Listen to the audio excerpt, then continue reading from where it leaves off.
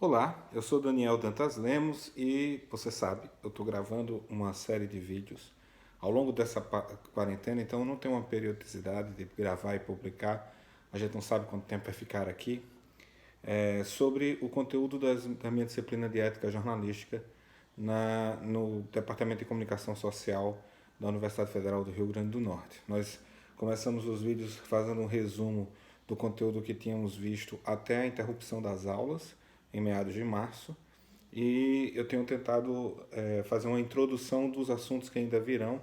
Meu foco primeiro era produzir um material para disponibilizar aos alunos, não como conteúdo didático, mas como conteúdo complementar. E aí eu tenho feito isso e publicado, para quem tiver interesse de assistir essas discussões. É o quinto vídeo, a gente falou na última vez sobre realismo político e moralismo abstrato, uma noção que ajuda a entender o mundo contemporâneo político e social que a gente vive e que foi agravado agora pela pandemia da Covid-19, mas que ajuda a entender como pessoas como o nosso presidente, ou Trump, ou outros políticos, ou outras estruturas políticas e sociais se estabelecem. E hoje eu vou trazer um assunto que é muito denso e para mim muito importante na discussão da ética jornalística já, que é a noção de parresia. E essa noção abordada a partir do pensamento de Michel Foucault. Foucault talvez tenha sido o filósofo mais importante da segunda metade do século XX. Ele morreu em 1984, vítima do HIV, e no final da vida, na última etapa da sua produção, Foucault escreveu sobre tudo ao longo da sua vida. Ele começa escrevendo sobre o manicômio, na história da loucura, sobre a construção social da loucura, e ele, no final da vida, ele entra numa fase que muitos chamam da fase ética, e vão discutir questões que têm a ver com a subjetividade, com o poder, com o sujeito, com a ética. E uma das noções que ele aborda nos últimos cursos, e notadamente de forma mais peremptória, no último curso que ele dá no Collège de France, Foucault começou a dar cursos no Collège de France em 1971, e o Collège de France funcionava assim, ou funciona assim. Durante um semestre, o pesquisador, o professor, ele faz uma pesquisa, e ele tem a obrigação no semestre seguinte, na forma de simpósio, apresentar essa pesquisa para o público. E os alunos, eles não têm matrícula, não têm frequência, não têm avaliação. Quem quiser assiste às aulas. E as aulas dele eram muito solicitadas. E ele tenta modificar os horários para facilitar e diminuir pessoas nas aulas. Mas num tempo em que você não tinha redes sociais, não tinha tecnologia tão forte, as aulas dele muitas vezes era necessário que houvesse outros auditórios na estrutura da escola, para que ele falasse no auditório e nos outros tivesse pelo menos o sistema de som.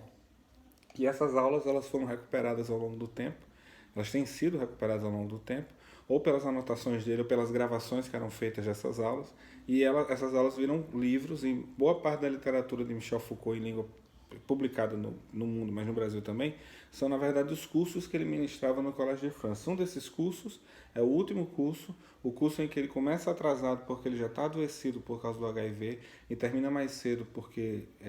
termina no tempo e 3 meses depois ele falece, é A Coragem da Verdade. É um curso em que é reconhecido talvez como o seu testamento filosófico. E ele começa o primeiro capítulo discutindo fortemente a noção de parresia a partir de uma perspectiva que é a partir do julgamento de Sócrates e da morte de Sócrates. É a partir do julgamento e da morte de Sócrates. Mas, na verdade, é a partir da morte que se pode pensar em parresia. Como qualquer reflexão filosófica, ela existe, ou ética, ela existe a partir da perspectiva do fim inevitável de todos nós, que é morrer. A ética, a perspectiva ética, a visão ética, uma proposta de vida ética, uma ética para a vida passa necessariamente pela morte, por entender que há um limite, há uma morte. Foucault está morrendo e ele discute a morte de Sócrates e a partir dele desenvolve a ideia que ele já apresentou nos anos anteriores, mas ele aprofunda a ideia de parresia. O que é parresia? E o que é que isso tem a ver com o jornalismo? Eu tenho alguns artigos escritos sobre a temática, defendendo de que o jornalista precisa ser um parresiasta. E aí eu vou explicar o que é parresia, que eu já falei várias vezes e não expliquei o que é. Parresia é traduzido como falar francamente, falar a verdade. Falar a verdade doa quem doer, fala tudo sobre a verdade. É a fala franca. É o oposto da lisonja. A lisonja, quando você lisonjeia alguém, você na verdade não está falando uma verdade para aquela pessoa, você está falando o que aquela pessoa quer ouvir. Mas a parresia é a capacidade de você falar o que precisa ser dito. E para ser parresia não é qualquer coisa que precisa ser dita. É aquilo que você diz e coloca você mesmo em risco. Então, assim, é como você está com um amigo e você sabe que se você disser tal coisa para esse amigo, ele vai brigar com você, a amizade pode se comprometer, ele pode até te agredir, porque pode até chegar à violência física, à morte, quando você fala a verdade.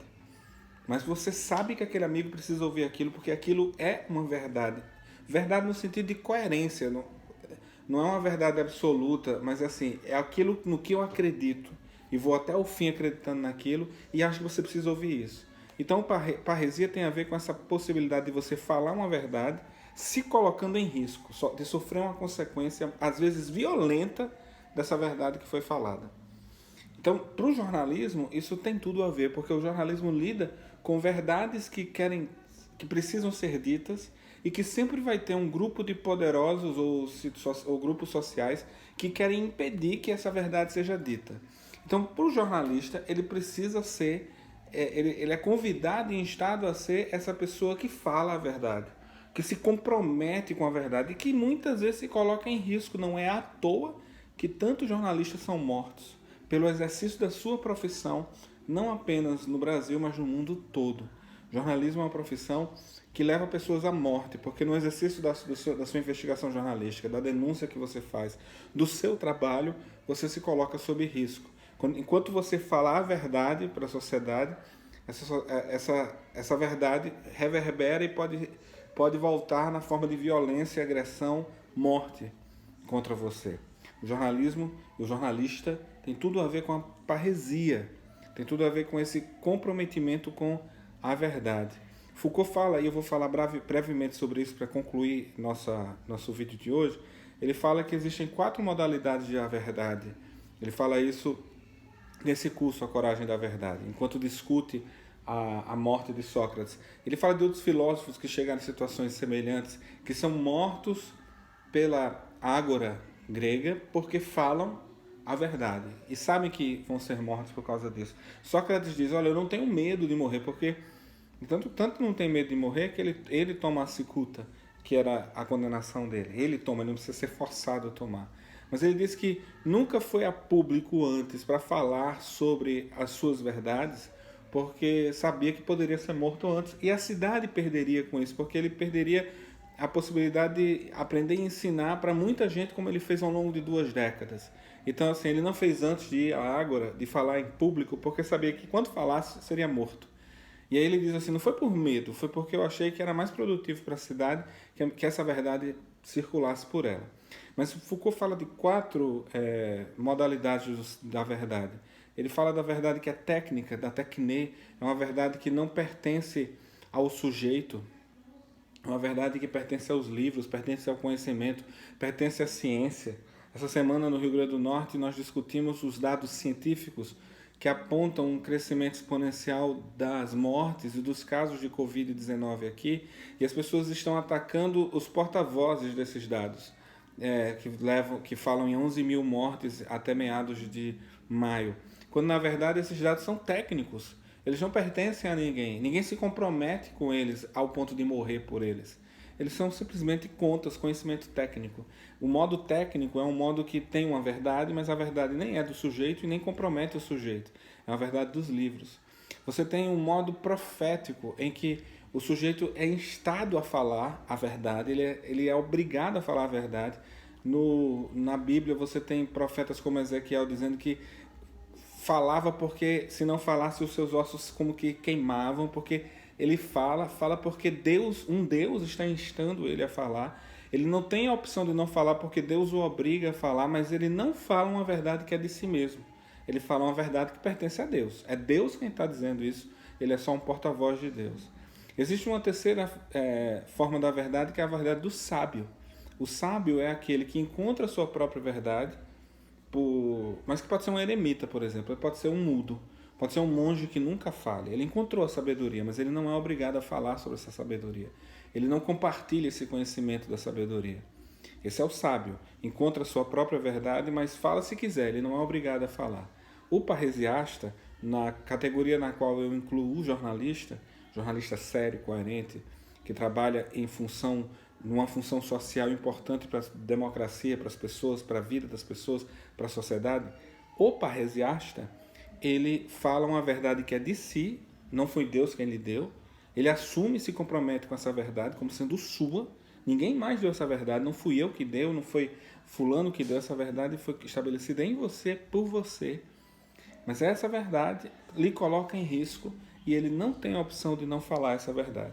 Diferente do sábio que pode não falar, o parresiasta tem de falar. Ele se obriga a falar francamente, a falar toda a verdade, a falar tudo sobre a verdade. É claro que o parresiasta sofre acusações éticas. A principal delas, que rebate no jornalista, é que quando ele fala alguma verdade, ele está falando porque é do interesse dele. Está falando porque ele tem interesse político. Por isso que os políticos adoram atacar jornais. Porque sempre que o jornal fala algo contra o seu interesse, o interesse do político, é fácil se defender acusando o jornal, o veículo de TV, a Rede Globo, a Folha de São Paulo, de fazer isso porque tem um interesse político contra esse político que está sendo atacado. É Bolsonaro sendo acusado na Folha de São Paulo e voltando para a Folha de São Paulo com a acusação de que a Folha faz isso porque tem interesse em derrubar Bolsonaro, porque tem interesse político ou econômico naquilo. Essas acusações são muito comuns contra o parresiasta em geral. Ele fala qualquer coisa porque é do seu interesse passional, do seu amor, porque está doido, mas principalmente porque tem um interesse oculto. É uma acusação que é feita historicamente contra o parresiasta na filosofia. A filosofia mostra isso, mas no jornalismo essa acusação ética é muito comum, de que você só faz a acusação porque você tem interesse político, interesse pessoal naquilo. Para encerrar, eu lembro de um caso. Em 2012, eu fui autor de uma série de denúncias sobre o uso do Caixa 2 pela campanha então ela era, em 2012 ela era governadora, mas foi a campanha ao Senado da agora prefeita de Mossoró. Que enrolação, né? Estou falando de Rosalba Ciarline. Rosalba Ciarline, que hoje é prefeita de Mossoró, em 2012 ela era governadora do estado, e em 2012 eu publiquei uma série de áudios que mostravam que na campanha dela, pelo então PFL, atualmente DEM, em 2006 ao Senado, tinha havido várias práticas criminosas de Caixa 2 principalmente. E eu publiquei isso por vários dias, alguns jornais repercutiram, um dos jornais que repercutiram era o Jornal de Hoje. E eu lembro que o Jornal de Hoje botou uma manchete numa notícia, entrevistando Felipe Maia, deputado federal, que é do DEM, filho do senador José Agripino Maia. Então, na época eu era filiado ao Partido Comunista do Brasil, então a manchete era assim: denúncias são sérias, mas denunciante é do PCdoB, diz Felipe Maia.